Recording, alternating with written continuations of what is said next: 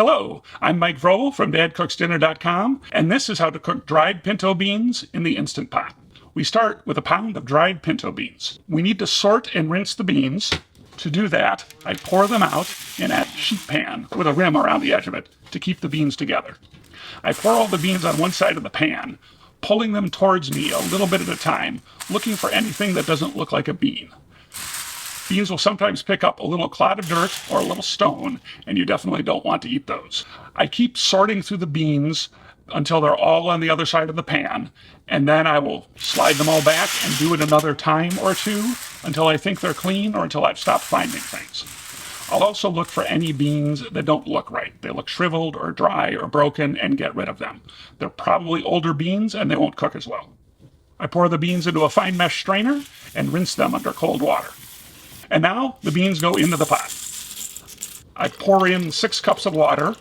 I sprinkle in a teaspoon of fine sea salt and then a half teaspoon of baking soda. Adding salt to beans toughens them is an old wives' tale.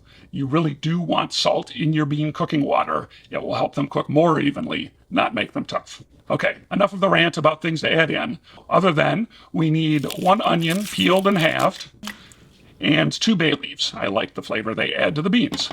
Lock the lid, set the cooker to pressure cook at high pressure for 40 minutes, and we'll be back. Okay, the beans have pressure cooked for 40 minutes. The timer has gone off. It's time to quick release the pressure. The beans are done cooking. I'm going to scoop out the onion and the bay leaves. They've given their all to the broth. I will ladle them into 2-cup containers covered with broth and refrigerate them for a couple days or freeze them for up to 6 months. 2 cups is about what you get in a can of beans from the store, and they taste so much better. But if I want to serve them right away, I want to thicken up this broth. When I have the time, I leave the lid off and set the pressure cooker to saute mode, adjusted to about medium, and let it simmer for 15 minutes to help boil off some of this liquid. It's 15 minutes later, and here's what the beans look like. Nice and thick and ready to serve. And there it is, a pot of pressure-cooked beans and their broth. This has been Mike Vrobel from Dad Cooks Dinner. Thanks for watching.